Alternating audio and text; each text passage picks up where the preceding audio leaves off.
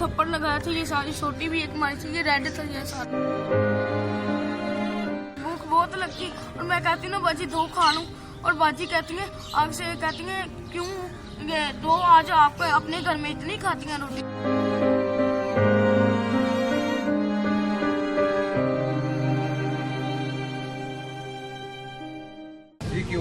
बिस्मिल्लाहिर्रहमानिर्रहीम, अस्सलाम वालेकुम। प्रोग्राम टॉप स्टोरी के साथ मैं हूँ इस प्रोग्राम की मेज़बान सिद्रा मुनीर। नाज़रीन, इंतहाई बोझल दिल के साथ आज जिस टॉपिक पर हम प्रोग्राम करने जा रहे हैं, लाहौर शहर में एक छोटी मासूम बच्ची पर तशद्दुद का, घरेलू मुलाजमा पर तशद्दुद का एक और वाक़या रिपोर्ट हुआ है। ये सबा है जो कि इस वाक़े में बुरी तरह से न सिर्फ इसको मारा पीटा गया है, इसका इस्तेहसाल किया गया है और ये बेचारी मुसलसल रो रही है, मुसलसल परेशानी में है। हुआ क्या था, मामला क्या था, बच्ची से भी हम बात करेंगे, अहले मोहल्ला से भी हम बात करेंगे और ख़ास तौर पर इंसानी रवैयों की बात करेंगे कि इंसान आखिर इतना हैवान क्यों हो जाता है कि वो इस तरह के मासूम बच्चे जो अपने वालिदैन से दूर हैं, उनकी खिदमत करने के लिए, उनकी मदद करने के लिए आए हैं और वो इस तरह से उन पर तशद्दुद किया जाता है, उनको खाने पीने को नहीं दिया जाता। तो आइए प्रोग्राम का आगाज़ करते हैं।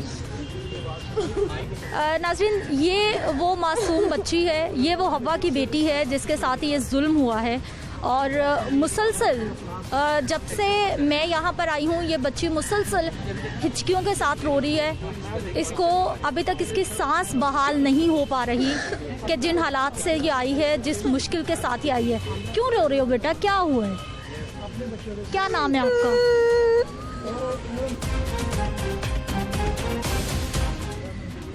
कहाँ रहते हो, कहाँ से आए हो आप?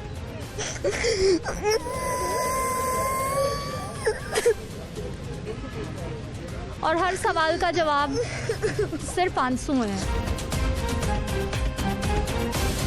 ये हिचकियाँ हैं, ये परेशानी है, ये टेंशन है और ये ज़हनी, ना सिर्फ जिस्मानी बल्कि ये ज़हनी तशद्दुद है जिसमें ये बच्ची इस वक्त मुब्तला है।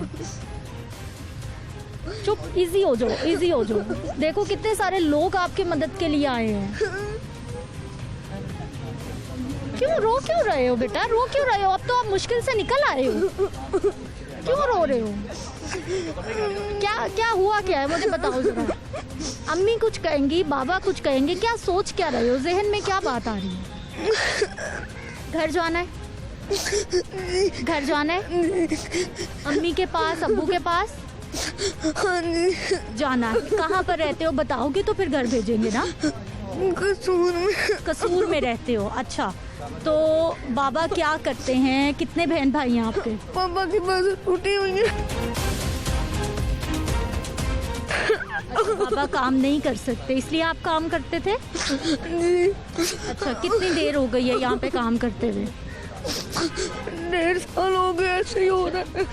1.5 साल से ऐसा ही हो रहा है? आप तो इतनी बाहिम्मत बेटी हो, इतनी अच्छी बेटी हो आप तो।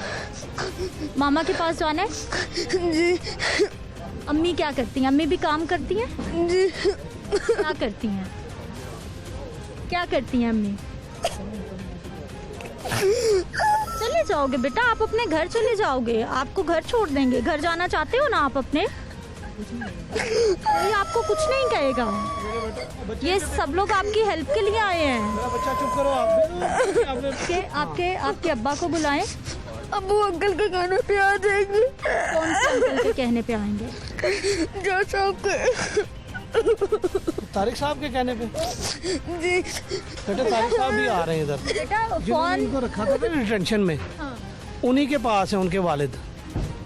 अच्छा, वालिद साहब आ चुके हैं? हाँ, वालिद साहब, मेरी बात हुई थी तारिक साहब से जो इनके इसके डिटेंशन में रखा हुआ जिन्होंने, उन्होंने कहा जी उनके वालिद मेरे साथ हैं, वो आके बयान दे देंगे, हमारा कोई ऐसा मामला नहीं, हमने कुछ नहीं किया।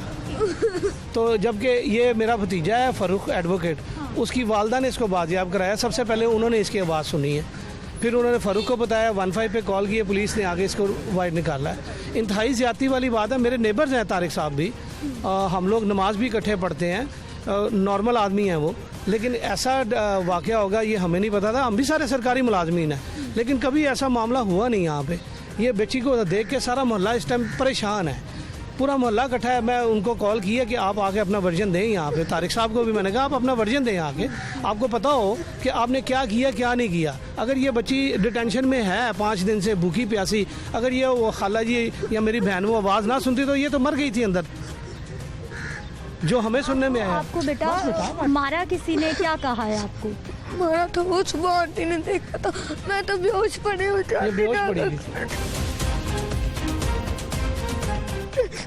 आपने खाना नहीं खाया था, आपको खाना नहीं दिया? अंकल तो बताए गए तो मार के, उन्होंने कहा खाना नहीं खाना। अंकल मार के गए थे? जी मार के गए थे।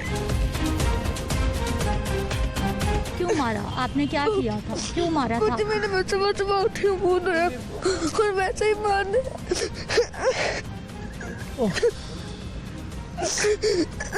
अब आप अपने घर जाओगे?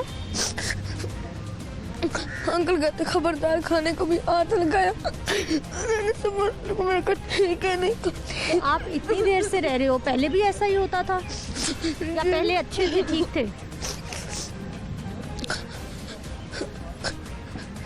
पहले भी आपको मारते थे? मेरी बेटी डरना नहीं, खुल के बोलना। मेरा बच्चा खुल के बोलना, कोई बात नहीं, परेशानी नहीं, सारे आपके अपने लोग हैं, आपके चाचू हैं, कोई आपके अंकल हैं, कोई भाई हैं, समझ लो। डरना नहीं मेरा बच्चा, बिल्कुल खुल के बोलना है, कोई बात नहीं। हमारा वो भी हमारा मोहल्लेदार है, अगर उसने ज्यादती की तो उसको इसको पे करना चाहिए, ठीक है? आप मेरा बच्चा बिल्कुल नहीं डरना। कोई भी कुछ भी नहीं करेगा। आप तो इतने स्ट्रांग हो, अच्छी बेटी हो आप तो।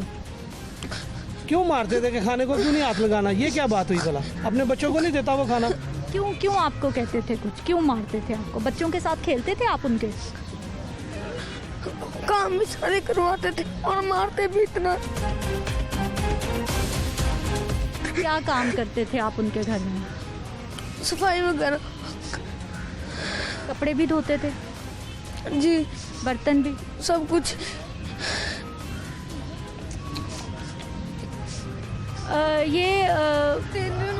ऐसे ही मैं निकाल रही हूँ रो को, फिर सुबह में ज्यादा बेहोश हो गई थी, फिर वो आंटी ने बताया। 3 दिन से आपने कुछ नहीं खाया? 3 दिन से क्यों आपको ऐसा जुल्म कर रहे थे? क्यों मार रहे थे? क्यों खाना नहीं दे रहे थे? बस आप 1.5 साल से हो इस घर में? नहीं, छोटी बहनों की सिक्के भी इन्होंने ऐसे किया था। अच्छा, आपकी छोटी बहन है, उसका क्या नाम है? उसका नाम महक है, उसके साथ भी ऐसे ही इन्होंने किया था, पर वो उन्होंने फिर वो साथ वाले घर थी तो उन्होंने पकड़ के ले आए थे और उसे भी मारा था। और उसने अबू को बचाया, अबू मजबूरी खातर नहीं बिठा रहे थे, अबू कहते हैं हमारे पे पर्चा करवा देंगे। अच्छा, महक छोटी थी, उससे भी मारा था, फिर वो घर चली गई? नहीं, वो साथ वाले घर में बैठ के रोटी उन्होंने दी थी और उधर खा के ना तो बैठी हुई थी, ये आए तो उनके घर से लेके ना उसे बांध के मारा, उसे इतना मारा था। हाँ, वो सुनो मेरी बात। अब महक कहाँ है? वो घर है। अच्छा, और बाबा, आपने जब बाबा मिलने आते थे आपको? इन्होंने ये घर ही नहीं दिखाया। बाबा नहीं मिलने आते थे? जब से आप इधर आए हो मम्मा बाबा कोई भी नहीं आए? नहीं, कभी मैं मिलने चली जाती, कभी वो मिलने चले जाते थे। जब आप मिलने गए थे तो आपने बताया था कि मुझे मारते हैं, खाना नहीं देते? जी, वो अबू कहते कि हमें अंदर करवा देंगे, इस वजह से वो बात नहीं करते। बेटा, आपने क्या किया है? उन्होंने डराया हुआ था कि हम 2 मिनटों में अंदर करवा देंगे, इस वजह से अबू को डरते मारे बात ही नहीं अंकल से करते थे। लगा हुआ ना वो कसूर में जी, वो लगा हुआ कसूर में, तो वो कहता मैं तुम्हें अंदर करवा दूंगा। ये आप कसूर से हो? जी, वो मेरे अबू को यही कहते और सारों को, इस वजह से हम डरते मारे नहीं बात करते थे। आपने सर शिकायत की थी आपके? मेरा भतीजा जी एडवोकेट फारूक, मैं और वो इकट्ठे ही रहते हैं एक ही मोहल्ले में। मेरा भतीजा है वो, और मेरा बेटा भी उसके साथ ही होता है, हमजा। वो सुबह स्कूल गए हैं कोर्ट, तो पीछे से उसकी वालदा ने फ़ोन किया है कि बच्ची की आवाज़ें रोने की आ रही हैं और ये इस तरह से मामला। फिर वो वापस आए हैं, उन्होंने 15 पे कॉल किया, ये बच्ची अंदर बेहोश पड़ी थी, तो उन्होंने ये हाईलाइट किया। फिर हम लोगों ने इसको आप लोगों तक आवाज़ उठाई है और साथ पुलिस वालों को बुलाया, पुलिस ने इसको विकेट किया वहाँ से जी। आप बेटा रो क्यों रहे हो? क्या सोच क्या रहे हो? डर लग रहा है आपको? क्यों रो रहे हो आप? कुछ भी नहीं होगा मेरा बच्चा, कुछ भी नहीं होगा। आप अकेले नहीं हो, देखो कितने सारे लोग आपके साथ हैं। अच्छा ना ना ना, मेरा पुत्र ऐसे नहीं रोना, कुछ भी नहीं। अब ये सारे आपके अपने हैं, ये आपको कुछ भी नहीं कहेंगे। आपके सामने है ये सारा मामला। आगे चलते हैं जी। SHO साहब से हमने बात करनी है। हम बात करेंगे जी इसी मामले के हवाले से। हमारे साथ मौजूद हैं थाना वहदत कॉलोनी के SHO साहब हैं शौकत ऐवान साहब। सर, सबसे पहले तो इंतहाई अफसोस के साथ जो भी ये वाक़या पेश आया, पर्चा कटेगा, कौन कौन सी दफ़ात इसमें लग सकती हैं? अभी बच्ची का मेडिकल भी हुआ है, उसकी रिपोर्ट भी अभी आना बाकी है। जी, मैं अभी सुबह से मेडिकल करवाने के लिए हॉस्पिटल गया हुआ था, अभी वापस आया हूँ। तो चाइल्ड प्रोटेक्शन टीम मेरे साथ है, तो उनकी दफ़ा 34 और हमारी 374 और 334 के दफ़ा जो 506 धमकियाँ लगाना, बच्ची के बयान के मुताबिक मुझे मारते भी हैं, धमकी देते थे। इंशाल्लाह बच्ची के साथ इंसाफ होगा और हम सब मुलज़िम को भी पकड़ के अरेस्ट करेंगे और कानूनी कार्रवाई करेंगे। सर, जितनी ये आप हमें दफ़ात बता रहे हैं कि इस पर्चे में लग सकती हैं इस के ख़िलाफ़, क्या मिनिमम मैक्सिमम इस पे सज़ा हो सकती है कानून के मुताबिक? जी, 374 जो है कि बेजा किसी को काम करवाना, मजबूरन ज़बरदस्ती काम कराना, वो 5 साल तक 3 से 5 साल तक सज़ा भी है उसकी। और चाइल्ड प्रोटेक्शन की अपनी दफ़ा 34 के तहत उनकी भी सज़ा मखसूस है, तो इन दफ़ा के तहत करते हैं इंशाल्लाह। बाकी एविडेंस सारे हमारे पास हैं। बच्ची को बाजियाब करवाया, उधर से CD लगाकर हमने फौरी तौर पर जैसे ही पता चला है तो हमने उनको बाजियाब करा के थाने लेकर आए हैं और यहाँ से मेडिकल करवाने के लिए हम चना हॉस्पिटल सुबह से गया हुआ था, अभी लेकर आया हूँ। और तमाम जो हमारी चाइल्ड प्रोटेक्शन टीम है वो भी बुला लिया हमने और उनकी मदीयत में पर्चा दे रहे हैं। मेडिकल रिपोर्ट्स कब तक आ जाएंगी और इब्तदाई मराहिल में जो आप तहकीकात कर रहे हैं, क्या क्या चीज़ें सामने आई हैं अभी तक? उसमें यह है कि बच्ची बहुत सहमी हुई है और रो रही है बार बार। उससे बड़े प्यार से पूछा है तो वो यही बयान दे रही है कि मेरी पहले छोटी सिस्टर थी इधर, तो वो मेरे वालिद साहब ने कुछ पैसे लिए थे उनसे, तो उनको तशद्दुद करते थे। उसके बाद वो हमारे घर चली गई और उससे जब मुझे भेज दिया था, तो इसी जब मुझे बार बार तशद्दुद करते थे। ये बकौल बच्ची के है और बज़ाहिर अभी तो ऐसे कोई निशान नज़र नहीं आए तशद्दुद के जो वाज़ेह हों। तो फिर भी हमने उनके सारा मेडिकल चेकअप, एक्सरे वगैरह, आइज़ वगैरह का, पूरे जिस्म का मेडिकल हमने खुद फिज़िकली तौर पर करवा कर वहाँ से वार्ड में लेकर के सीनियर डॉक्टर से मिले हैं और तकरीबन 3-4 घंटे उधर लगे हमें। तो सारा प्रोसीजर मुकम्मल करा के लाए हैं ताकि कानूनी पेचीदगी कोई सामने ना आए कोई किसी किस्म की भी। तो मेडिकल के वाले से हमने सारा वो प्रोसीजर मुकम्मल कर लिया है और अब लॉन्च कर रहे हैं FIR। इस बच्ची ये खुद को कसूर की बताती है, इसके वालिद साहब को, वालिदा को, इसके जो घर वाले हैं उनको बुलाया है आपने, या फिर जो इस पे तशद्दुद करने वाली फैमिली है उसके बारे में कुछ छानबीन की है आपने? वो जो इधर सेक्रेटरी में लगे हुए हैं, अब कसूर में है वो प्राइस कंट्रोल के, तो इनके वालिद से रब्ता किया है। तो सुबह कह रहे थे आ रहे हैं। बारहा मरतबा मैंने रब्ता किया कि आप आएँ, हॉस्पिटल आएँ तो आएँ, पर वो नहीं पहुँचे। उसके बाद हमें लास्ट टाइम मैं फ़ोन किया 20-25 मिनट पहले कि आप आएँ और आपकी बच्ची के साथ ऐसे ही हुआ। कह रहे नहीं, मैंने FIR लॉन्च नहीं करवानी। वो उनका ये बयान था, अभी हमारे पास नहीं आए। तो मैंने ये सुबह से इनको कॉलिंग कर रहा हूँ, तकरीबन 9:30 बजे जैसे हमें पता चला है, तो अभी तक वो हमारे पास नहीं पहुँचे।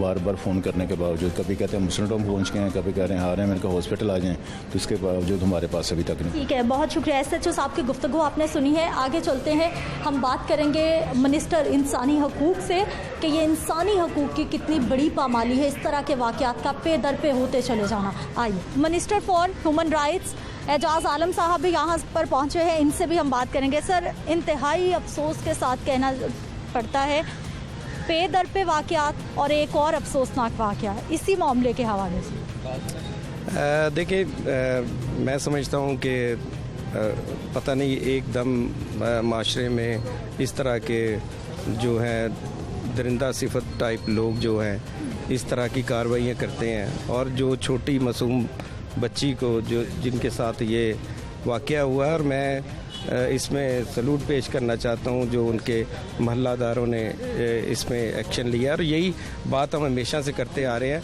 कि सिविल सोसाइटी और माशरे को ख़ुद भी इसमें रियासत के से ज़्यादा लोगों को भी अपने गिरदोनवा में नज़र रखने की ज़रूरत है, क्योंकि ज़ारी बात है कि रियासत हर जगह नहीं पहुंच सकती। ज़ारी बात है कानून बना है, कानून की सज़ाएं भी होती हैं, लेकिन इसके बावजूद इस तरह के वाक़यात होना, मैं समझता हूँ ये।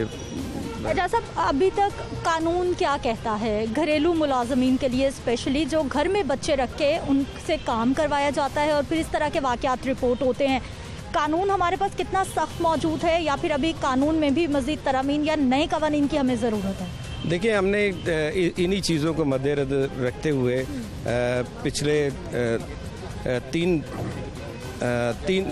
तीन माह पहले हमने एक डोमेस्टिक वर्कर बिल जो है वो मंजूर किया था। उसका बुनियादी मकसद ही यही था कि ये जो, और उसमें ख़ास तौर पर शिक मौजूद है कि आप 18 साल से बच्चे की कम उम्र को आप मुलाजम नहीं घर में रख सकते, और उसके लिए एक तरीक़ेकार बनाया था कि लेबर इंस्पेक्शन होगी, आप उसका क्वार्टरली जो है मेडिकल चेकअप कराएंगे, आप उसकी फ़िज़िकल फ़िटनेस जो है उसके कराएंगे। लेकिन बदकिस्मती ये है कि हमारे यहाँ पे इस तरीके जो उसको प्रमोट नहीं किया जा रहा, और लोग चुपके से रखते हैं, ना कोई उसके बताते हैं, ना कोई इस तरह। कवानीन पर अमल दरामद ना होना एक बहुत बड़ा क्वेश्चन मार्क है। हम मजीद भी बात करेंगे, लेकिन इसके साथ साथ नुमाइंदा लाहौर न्यूज़ जुनैरा इलियास हमारे साथ मौजूद है। जुनैरा, अब इस मामले में इस बच्ची को चाइल्ड प्रोटेक्शन ब्यूरो के हवाले किया जाएगा, क्या प्रोसीजर होगा, क्या मामला होगा, आपके पास क्या इन्फॉर्मेशन है?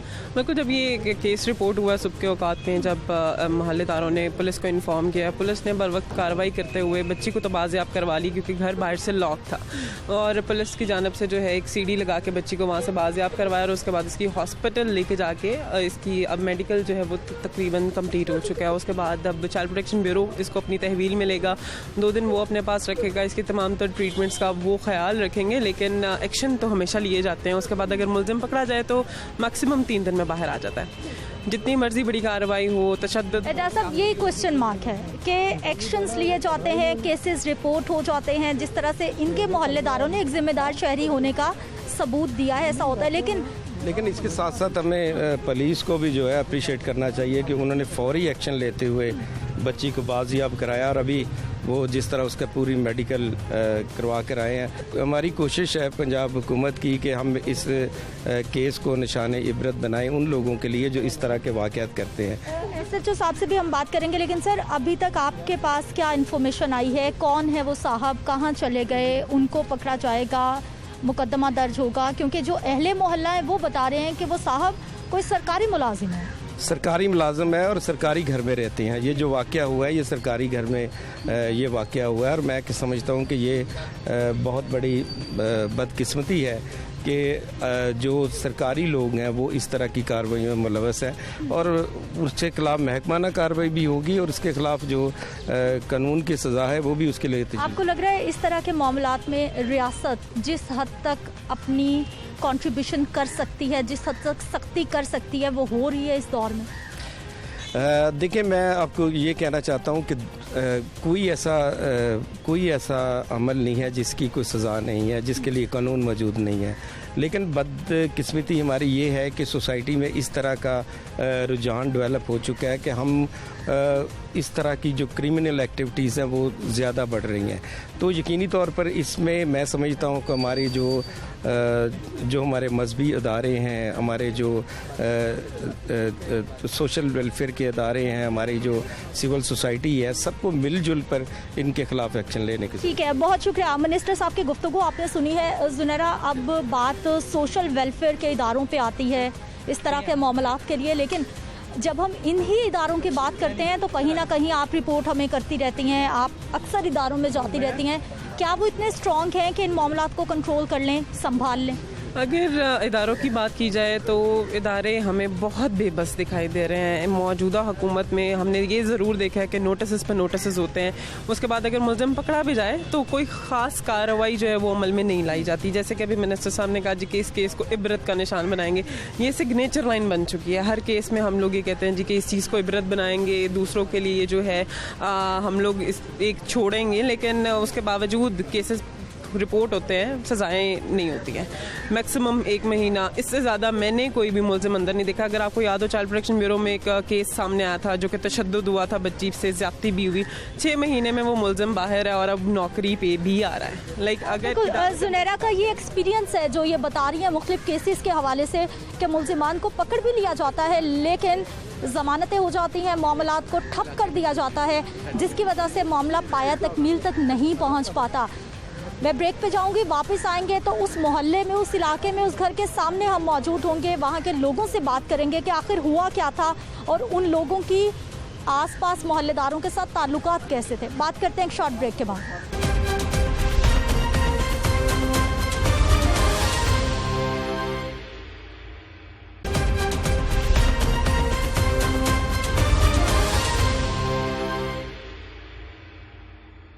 प्रोग्राम में एक बार फिर से आपको खुशामदीद कहते हैं। नाज़रीन, मैं वाहिद कॉलोनी के ईस्ट ब्लॉक में मौजूद हूँ और ये वो घर है जो कि बताया जा रहा है कि वो साहब कोई सरकारी मुलाजिम होते हैं, जहाँ पर ये सारा वाक़या पेश आया है। मोहल्लेदारों से भी बात करेंगे, यहाँ पर बसने वालों से भी बात करेंगे। इस घर के बिल्कुल साथ वाले घर में बसने वाले जो लोग हैं वो घर से बाहर आए हैं, इन्हीं से हमने बात करनी है कि आखिर मामला क्या था। आपका ये घर? जी जी बिल्कुल साथ वाला घर में। कब से रह रहे हैं आप इधर? तकरीबन 10 साल हो गए हमें। अच्छा, और आपके ये वाले हमसाए कब से रह रहे हैं? ये तकरीबन इनको 7-8 साल हो गए। 7-8 साल से। क्या इनकी रिपोर्ट है मोहल्ले में किसी के साथ? क्या इनका मामला क्या है? तो ये तो हम वैसे अहले मोहल्ला हमें तो बेहतर ही जानते हैं, और आसपास वालों से भी अगर आपने पूछना पूछ लें, हर आदमी के साथ ना इनका कोई ना कोई मामला चल रहा है। अच्छा। हाँ जी। और क्योंकि बच्चे, अब इनके 2 बच्चे हैं, बेटे हैं छोटे हैं, तकरीबन 10 साल के हैं। लेकिन इनका जो है ना दूसरे मोहल्ले के जितने बच्चे हैं उनके साथ कोई ना कोई मामला चल रहा होता है। कभी इसकी वालदा जो है वो आंटी, वो भी तशद्दुद करती रही है बच्ची पे। वो बच्ची ने बताया ये आसपास के लोगों से झगड़ते रहते हैं? कुछ झगड़ते रहते हैं, कोई ना कोई मामला इनका पेश आता रहता है। मतलब कितने लोग रहते हैं वैसे इस घर में? घर में 4 हैं, 2 मियाँ बीवी हैं और 2 उनके बच्चे हैं। अच्छा, और जो मुलाजमा के साथ वाक़या पेश आया है उसके बारे में आपको पता है कुछ? आपके घर में कोई आवाज़ें आती हों, क्योंकि दीवार सांझी है आप दोनों के घर की? ये आज की बात नहीं है कि पहले भी है ना अक्सर मतलब ये पहली बच्ची नहीं है इनके पास। अच्छा। 3 से 4 बच्चे पहले चेंज कर चुके हैं। और इसकी अभी छोटी बहन थी, उसके साथ भी रिसेंटली इन्होंने कोई मामला किया तो उसको मार रहे थे, वो साथ वाले घर में चली गई। अब इसको उन्होंने इसलिए बंद करके गए हैं ताकि साथ वाले घर में ना जा सकें। और आवाज़ें आती रहती, हमने 1-2 दफ़ा रिपोर्ट भी किया, लेकिन अब क्या कहना चाहें, पाकिस्तान के बारे में इंसाफ मिलता है लेकिन बहुत मुश्किल होता है इससे। ये अब बता रहे हैं कि कोई हैं अभी क्या ओहदे पे फायज हैं, तो इन्हें काफ़ी ज़्यादा गवर्नमेंट की तरफ से भी हेल्प मिलेगी और ये इस मामले से 2-3 दिन के अंदर निकल जाएंगे। यानी आपको लग रहा है कि पहले भी इतने सारे बच्चे यहाँ पर आते जाते रहे हैं, मारपीट उनके साथ होती रही है, कुछ मामला नहीं, और अभी भी आपको उम्मीद नहीं है? उम्मीद पे दुनिया का वाली उम्मीद है, लेकिन हमें नहीं लगता कि शायद, अब हम तो अपील करते हैं गवर्नमेंट से कि स्ट्रिक्ट से स्ट्रिक्ट एक्शन ले इसके अगेंस्ट। लेकिन देखा जाएगा। अब आप बेहतर जानते हैं क्यों हमसे। ठीक है सर, आप भी यहीं रहते? नहीं सर, मैं नहीं रहता, सरगोदा में रहता हूँ। अच्छा, आप गेस्ट आए हैं इधर? जी जी। अच्छा, मामला तो आपने सुन लिया होगा कि जो साथ वाले घर में पेश आया है, किस तरह से बच्ची पे तशद्दुद किया जाता रहा है। सुना है ये गुर्बत की वजह से हो रहा है। हाँ। इसके बाप बहुत गरीब है, 35,000 रुपया उन्होंने लिया है, उसकी वजह से ये बेटी उन्होंने इनको दी थी। हाँ। यही वजह। वैसे हमारे माशरे में ये मामला बहुत बढ़ता जा रहा है, हर कुछ दिन के बाद इस तरह के केसेस रिपोर्ट हो रहे हैं, इस तरह के मामला सामने आ रहे हैं। इस हवाले से क्या कहेंगे आप? गुर्बत है, यही वजह है, गुर्बत की वजह से हो रहा है। लोग गरीब है, मजबूर हैं, कारोबार नहीं है, यही वजह। इसलिए माँ बाप का कोई कसूर नहीं है कि वो बच्चों को कहीं भी इन्वेस्टिगेशन किए बगैर कहीं भी छोड़ आए पैसों के लालच में। ये गुर्बत की वजह से कर रहे हैं लोग, यही बात है। ठीक है नाज़रीन, आपने सुना कि इनके 2 बच्चे भी हैं जो यहाँ पर बच्चों के साथ खेलते हैं। बच्चों के साथ उनका रवैया कैसा है, क्या मामला है, इनसे जान लेते हैं। क्या हाल है बेटा आपका? ठीक। आप इसी मोहल्ले में रहते हो आप भी? जी, इस मोहल्ले में। अच्छा, कितने साल हो गए, कब से रह रहे हो यहाँ पे? हमें बहुत हो गए, कोई 12-13 साल। अच्छा, तो इस घर में जो वाक़या पेश आया है आपको पता चला है उस हवाले से? हमें यही पता लगा कि वो कल भी वो रो रही थी, परसों भी रो रही थी। अच्छा। कि मारा है। ये आंटी साथ हुई थी, इनको उन्होंने कहा कि हमें रोटी दें, मैं भूखी, मुझे वो कुछ दे कर गए। वो छोटी बच्ची मांग रही है। आधी रोटी दे गए, सालन में दे गए कि पानी में डुबो के खा लो, ये दे के गए थे। फिर वो आगे से आंटी को चला दी थी। तो बेटा आप जो हैं वो बच्चों के साथ, इनके बच्चों के साथ खेलते रहते हो, क्या इनका रवैया कैसा है आप सबके साथ? रवैया कुछ भी नहीं है, इस तरह ही मोहल्ले में मेरे साथ लड़े भी हैं, दोनों बच्चे लड़े हैं। एक दफ़ा मैंने छोटे को मारा है, दूसरी दफ़ा बड़े को मारा है, इनकी गलती की वजह से। गलती इनकी ये थी, पहले बच्चे ने पहले मुझे मारा, फिर मैंने उसे मार दिया। फिर इनकी जो थी आंटी, वो आके हमारे घर में आके शिकायत करती थी। ठीक, मोहल्ले में लोगों के साथ, बच्चों के साथ लड़ाइयाँ होती रहती हैं? जी, सबके साथ लड़ाइयाँ, एक बंदे के साथ नहीं, सबके साथ इनकी लड़ाइयाँ। अच्छा, बड़ों की भी, बच्चों की भी, सब बच्चों की भी। क्यों होती हैं लड़ाइयाँ? लड़ाइयाँ ये खुद सबको सब कहते हैं हम सच हैं, बाकी सारों को झूठा कह देते हैं। हम सच हैं, वो ये कहते हैं। अच्छा ठीक है नाज़रीन, इस घर का मैं आपको दोबारा से एक बार नक्शा दिखाना चाहूँगी कि ये कोई बंद घर नहीं है, बल्कि बिल्कुल ओपन है ऊपर से। और यहीं से बच्ची ने चीखी चिल्लाई, उसने आवाज़ें की, जिसकी वजह से मोहल्लेदार यहाँ पर आए हैं उस बच्चे की मदद करने के लिए। और वाक़या हुआ क्या है, किस तरह से हुआ है, यहाँ पर एक बुज़ुर्ग शहरी इसी मोहल्ले के हैं, इनसे बात करेंगे। अस्सलाम वालेकुम। सर, अब बड़ा अफसोसनाक वाक़या है यकीनी तौर पर। ये लोग, बच्चे बता रहे हैं कि 8-10 साल से यहाँ रह रहे हैं। ये असल में मुख्तलिफ बच्चियाँ लाते रहते हैं और ये बच्चियों के साथ ना जानवर, बच्चियाँ भी छोटी लाते हैं और बच्चियों के साथ जानवर जैसा ही सलूक करते हैं। इन्हें कोई शर्म या नहीं है, मतलब बच्चे इंसानियत नहीं है। इस बच्ची के वालिद ने शायद इनसे पैसे लिए हैं, इसी वजह से वो इनका मफरूज़ है।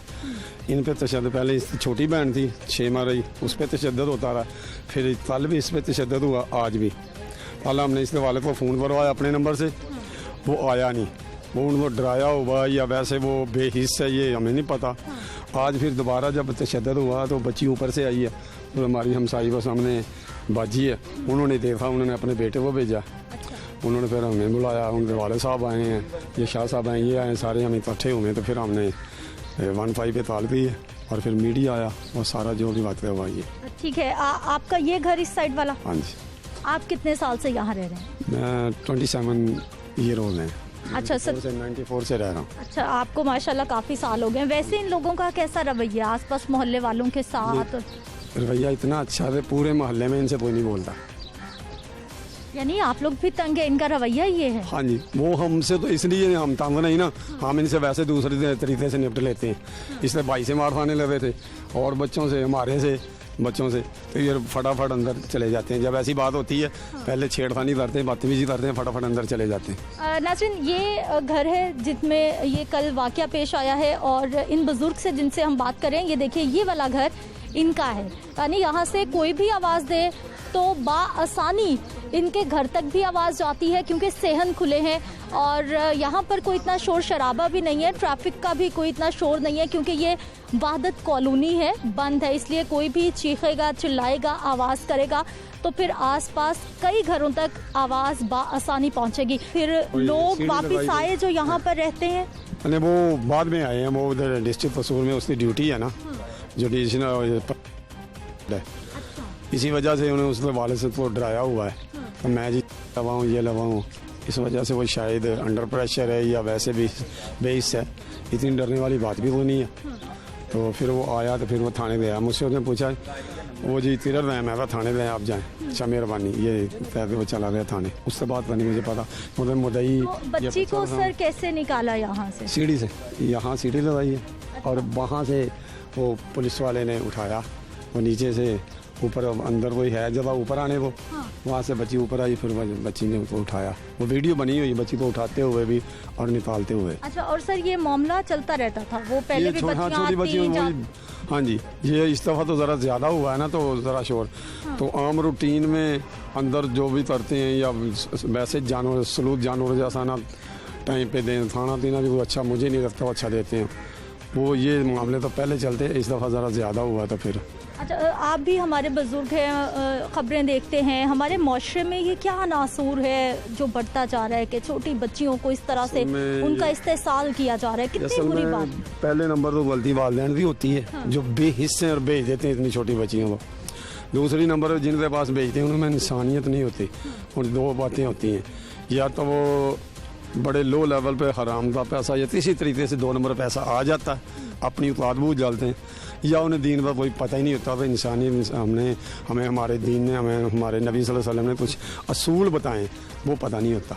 बिल्कुल, ये तो इंसानियत से गिरी हुई हरकत है। यकीनी तौर पर पहली जिम्मेदारी तो पेरेंट्स की है, जिन्होंने इतनी बेहिस्सी दिखाई कि चाहे गुर्बत जितनी भी हो, लेकिन अपने मासूम बच्चों को इस तरह बिना इन्वेस्टिगेट किए आप किसी भी जगह पर किसी के भी हवाले कर दें। और दूसरी सबसे बड़ी बात कि आपके अपने घर में 2 बच्चे हों, मासूम बच्चे हों, जिनकी ख्वाहिशात पर आप अपनी जान निछावर कर रहे हैं, और किसी और बेचारी माँ बाप से दूर बच्ची के साथ आप इतना बुरा सलूक कर रहे हो। यकीनी तौर पर ये हमारे रवैयों पे बहुत बड़ा क्वेश्चन मार्क है।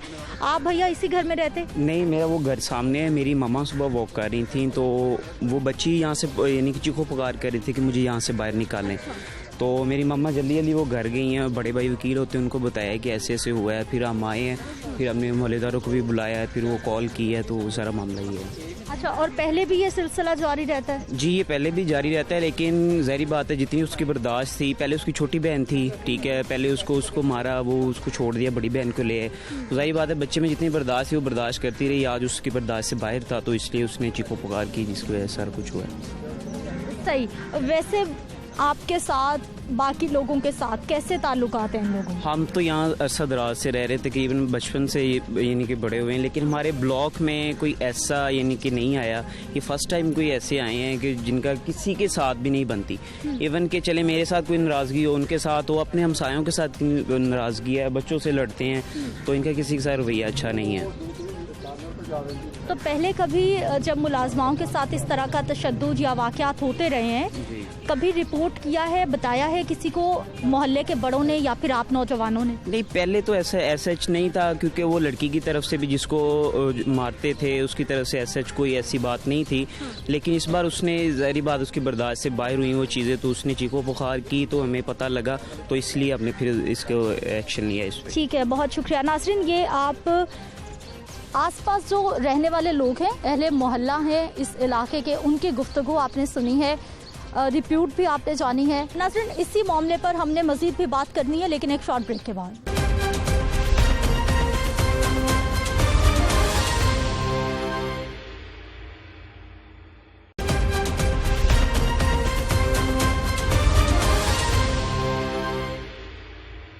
प्रोग्राम में एक बार फिर से आपको खुश आमदीद कहते हैं। नाज़रीन, इस सारे मामले के हवाले से अब हमने बात करनी है कि हमारा माशरा आखिर किस तरफ जा रहा है, इंसानी रवैयों के हवाले से, बच्चों की नफ्सियात के हवाले से, कि ये कितना बड़ा हमारी जनरेशन के लिए, हमारे मुस्तकबिल के लिए लॉस भी है, सवालिया निशान भी है। इस वक्त मैं मौजूद हूँ जी इंस्टीट्यूट ऑफ अप्लाइड साइकोलॉजी में। इसी इंस्टीट्यूट की डायरेक्टर राफिया रफ़ीक साहिबा हमारे साथ मौजूद है। डॉक्टर साहिबा, अस्सलाम वालेकुम, क्या हाल है? हम ठीक ठाक, आप सुनाएं।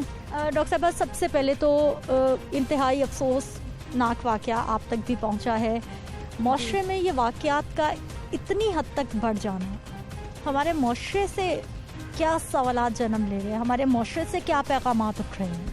देखिए जी, पहली तो बात यह है कि मैं इस चीज़ को कंडेम करूंगी कि लोग जो चाइल्ड लेबर है, देखिए बचपन जो 10 साल की उम्र है वो बच्चे की बड़े होने की, नफसियाती तौर पे एक शख्सियत के बनने की उम्र होती है, जिसके अंदर अगर कोई भी ऐसे स्कार्स आएँ तो उसका बहुत बुरा इम्पैक्ट होता है बच्चों के ऊपर। दूसरी बात है, माशरा कहाँ जा रहा है, माशरा सुस्ती का शिकार हो रहा है, माशरे के अंदर गुस्सा, aggression, mental health issues increase हो रहे हैं। पूरी की पूरी फैमिलीज़ जो हैं वो मेंटल हेल्थ इश्यूज़ का कहीं कहीं शिकार हैं। और आपने देखा कि पैंडेमिक के स्ट्रेस की वजह से कितना ज़्यादा, और लॉकडाउन और इस चीज़ों में हमारा डोमेस्टिक वायलेंस और हमारे यहाँ पे जो depression, anxiety, stress, post traumatic stress disorder, suicidal जो है आइडिएशन, इवन सुसाइडल अटैम्प्ट्स बहुत इंक्रीज़ हुए हैं। तो जो फैमिली में डोमेस्टिक वायलेंस इंक्रीज़ हुआ है, अब्यूज़ इंक्रीज़ हुआ है, बच्चों पे तशद्दुद, मार्जिनलाइज्ड लोग यानी कि बुज़ुर्ग और ख़वातीन और मुलाजिम और बच्चे, इनके ऊपर तशद्दुद बहुत इंक्रीज़ हुआ है। अच्छा प्रोफेसर साहब, इसकी एक तो हमें रीजंस बताइए कि वजूहात क्या क्या हैं। दूसरा ये कि हमारे आपके घर में भी बच्चे हैं, जिन लोगों ने इस बच्ची को घर में रखा था उनके अपने घर में 2 बच्चे हैं, तो किस तरह से कोई माँ बाप इस तरह की हरकत कर सकते हैं कि आप बच्ची को खाना पीना न दें, आप उसके साथ मारपीट करें और इस तरह से गैर इंसानी सलूक करें? जी देखें, ये बहुत कॉमन होना शुरू हो गया, क्योंकि हमारे माशरे में जो जिन लोगों के अपने बच्चे भी हैं, मेरा ख्याल में उनमें भी एम्पैथी कम होनी शुरू हो गई है, क्योंकि जिनके अपने बच्चे होते हैं कंपैरेटिवली अगर देखा जाए नफ्सियाती तौर पे, तो वो लोग थोड़ा सा जो है वो बच्चों के साथ उनमें प्यार होता है, काइंडनेस होती है, एम्पैथी होती है। लेकिन क्योंकि अब इस घर में लोग अपना जो गुस्सा है ना, ये प्रोसेस ऑफ स्केप गोटिंग है कि आप अपने घर वालों पर नहीं निकाल सकते, आप अपने बाहर सीनियर्स पे नहीं निकाल सकते, वर्क प्लेस पे नहीं निकाल सकते, आप किसी कहे के प्रोडक्टिव एक्टिविटीज़ नहीं कर रहे, तो सारा जो तशद्दुद और गुस्सा, एंगर, एग्रेशन है वो फिर आप ऐसे शख्स पे निकालते हैं जो कि आपके आगे बेजुबान है, कुछ बोल नहीं सकता, आपके आगे जो है वो कोई फरियाद नहीं कर सकता। अच्छा प्रोफेसर साहबा, अब माशरे की जड़ें तकरीबन खोखली कहा जाए तो ये गलत नहीं होगा। हमारी सोसाइटी के लिए ये चीज़ कितनी ख़तरनाक है कि हम लोग कवानीन की बात कर रहे हैं कि चाइल्ड लेबर नहीं होनी चाहिए, दूसरी जानिब घरेलू तशद्दुद के ये वाक़यात हर गुजरते दिन के साथ बढ़े हैं, कवानीन मौजूद हैं लेकिन उसके बावजूद। जी देखें, कानून का होना गारंटी नहीं देता कि इम्प्लीमेंट भी हो। इम्प्लीमेंटेशन के लिए और पैरामीटर्स हैं, उसके लिए मेरा ख्याल में हमारे सारे सोशो कल्चरल फैब्रिक को ही चेंज लाना पड़ेगा। और हम लोगों को बजाते खुद एक माशरा जो हम कह लें कि पस्ती की तरफ जा रहा है, नफसियाती पस्ती की तरफ जा रहा है, उसके ऊपर खुद से फोकस करना पड़ेगा, अवेयरनेस क्रिएट करनी पड़ेगी। आप लोगों को अपने मीडिया के थ्रू मेरा ख्याल में काफ़ी आप लोगों को इसके बारे में अवेयरनेस, क्योंकि तब हम कुछ स्टेप ले सकते हैं जब अवेयरनेस हो। लोगों को तो अपने बेसिक ह्यूमन राइट्स का ही नहीं पता, जब लोगों को अपने राइट्स का नहीं पता होगा तो लोग किस तरीके से जो है उसके अगेंस्ट आवाज़ उठाएंगे। तो गवर्नमेंट के ऊपर सारा जो है वो इल्ज़ाम नहीं होना चाहिए, मेरे और आप जैसे शहरियों को भी चाहिए कि आवाज़ उठाएं, अवेयरनेस कैंपेन्स करें और मीडिया भी इसको पोर्ट्रे करे और इस तरह के जो नेगेटिव जो कह लें कि डोमेस्टिक वायलेंस और ऐसी चीज़ें अब्यूज़ है, इसको एक नेगेटिव इमेज में पोर्ट्रे करें। अच्छा प्रोफेसर साहब, अब जो बच्चे इस तरह के मामलात से गुजरते हैं, जैसा कि ये 10 साल सबा की हम बात कर रहे हैं, ये ज़हनी तौर पर नॉर्मल नहीं रहते और हमारे यहाँ साइकोलॉजिस्ट के पास जाना, उससे मशवरा लेना, तजवीज़ लेना बहुत बड़ा स्टिग्मा है। हम समझते हैं ये बंदा पागल है तो साइकोलॉजिस्ट के पास जाएगा, वरना ये कितनी खतरनाक सिचुएशन है। जो साइकोलॉजिकल प्रॉब्लम्स का स्टिग्मा है तो वो मैं आज ऑन एयर कहना चाहूँगी कि जैसे फिजिकल बीमारियां हैं उसी तरह नफसियाती बीमारियां भी है। अगर आप फिजिकली हेल्दी और मेंटली हेल्दी नहीं है तो तब आपकी फिजिकल हेल्थ का भी फ़ायदा नहीं, और वाइस वर्सा कि mental health is physical health and physical health is mental health. और दूसरी बात जहाँ तक आ गई कि बच्चे की शख्सियत पे क्या असर पड़ेगा, तो डेफिनेटली बच्चे की जो ग्रोइंग ईयर्स होते हैं जब उसमें वो तशद्दुद का शिकार होगा और उसके साथ वायलेंस होगा तो डेफिनेटली फिर वो जुवेनाइल डिलिक्वेंसी में जाएगा, उसके अंदर कंडक्ट के प्रॉब्लम्स आएंगे, साइकोपैथिक और सोशियोपैथिक ट्रेट्स आने शुरू हो जाएंगे जो कि माशरे के लिए एक और कह लें अलमिया बन जाएंगे। ठीक है, बहुत शुक्रिया आपका। प्रोफेसर डॉक्टर राफिया रफ़ीक साहिबा की आपने गुफ्तगू सुनी है और उनकी जानिब से भी यही कहा जा रहा है कि ना सिर्फ इस तरह के वाक़यात का इस हद तक बढ़ जाना हमारी माशरे के लिए, हमारी सोसाइटी के लिए, नौजवानों के लिए, बच्चों के लिए, हमारे फैमिली स्ट्रक्चर के लिए बहुत ज़्यादा ख़तरनाक है, बल्कि वो बच्चे जो चाइल्ड लेबर का शिकार होते हैं, वो बच्चे जो घरों में काम करते हैं फिर तशद्दुद का शिकार हो जाते हैं, उनकी शख्सियत में, उनके किरदार में, उनकी ज़िंदगी में कहीं ना कहीं ऐसा खला रह जाता है जो कि शायद वो उनकी पूरी ज़िंदगी तक मुकम्मल नहीं होता। तो जाते जाते मैं बस यही कहना चाहूँगी कि ना सिर्फ यहाँ पर रियासत मदीना बनाने के लिए हमारे सोशल वेलफेयर के इदारों को हंगामी बुनियादों पर ज़ीरो टॉलरेंस के साथ इक़दाम करने होंगे, बल्कि प्राइवेट सेक्टर को भी बढ़ चढ़ कर आगे आना होगा। मुझे इजाज़त दीजिए, इंशाल्लाह अगले प्रोग्राम में फिर से मुलाकात होगी। अल्लाह निगहबान।